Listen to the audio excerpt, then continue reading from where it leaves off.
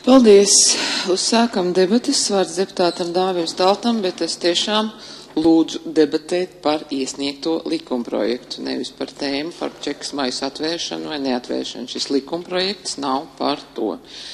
Likumprojekts iesniegtais skan sadarbības fakta konstatēšanas noilguma termiņš. Tātad es sagaidu, ka debatas būs konstruktīvas par konkrēto iesniegto likumprojektu. Vārds deputātam Dāvim Staltam. Cienījamā Saeimas priekšsēdētāji, godātie kolēģi, debats tik tiešām būs konstruktīvs, vismaz no manas puses, un tas, ka minētais likumprojekts ir saistīts ar čekas maisu atvēršanu vai neatvēršanu, tas ir zināms fakts. Vienlaikus paradoxāli un likumsakarīgi, ka jautājumos par sadarbību ar VDK tās konstatēšanu, nosodīšanu vai vērtēšanu liela daļa politiķu zaudē savu brīvu cilvēku valodu un sāk vervelēt padomju dialektā.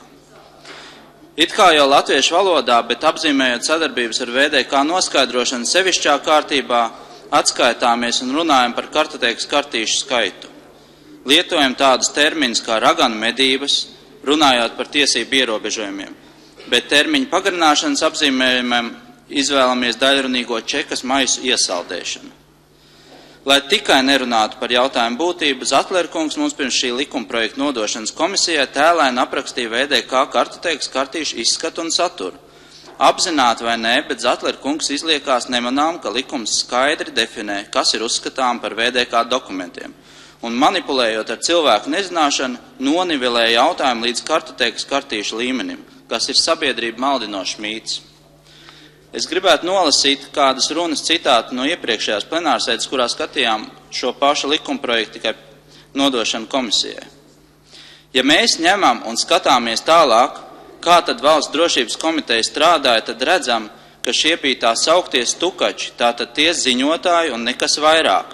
Taču bija arī cita kategorija, kas strādāja atbildīgos amatos partijas un padomju aparātā, un kam nebija vajadzīgas kartītes. Viņi sadarbojās ar čeku patiešo, un šī viņa sadarbība tika ļoti rūpīgi slēpta. Un mūsu neatkarības atgūšanas sākumā daudz no viņiem piedalījās arī atmodas procesos. Būsim korekti pret savu vēsturi, citāta beigas. Patiešām, būsim vienreiz korekti pret savu vēsturi un runāsim par šodien dienas kārtībā esošajiem likumu 14. un 15. pāntu, kas paredz, ka VDK aģentu atmaskošana ir iespējama īpašā kārtībā un būs iespējama vēl 30. Staltkungs ir iesniegts grozījums 17. pantā.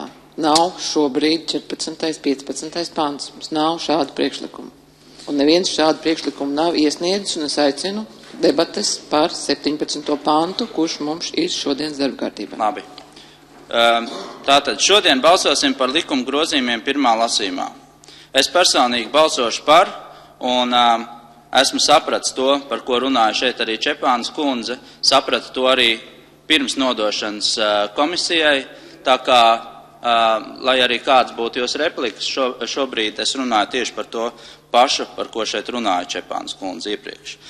Gribētu ieskicēt, ka likuma neatvēršanas gadījumā jau uz nākamajām Saeimas vēlēšanām jebkurš VDK aģents ietu augstu pacelt galvu, jo iespējams pierādīt viņa sadarbību ar VDK, kā arī no tā izrietošie tiesību ierobežojumi vairs nebūtu spēkā.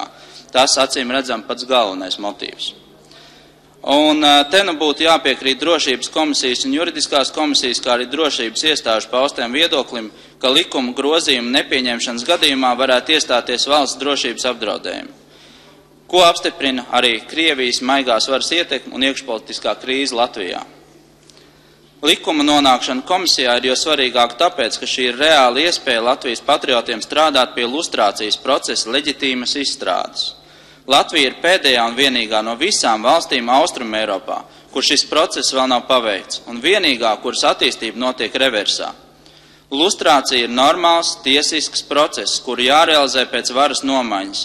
Jaunās varas pienākums attiecībā pret vecās pārstāvjiem ir pieņemt lustrācijas likumus, kas nodrošina lustrācijas procesu, kas ir visdrošākā pazīme, ka varas maiņa patiešām ir notikusi.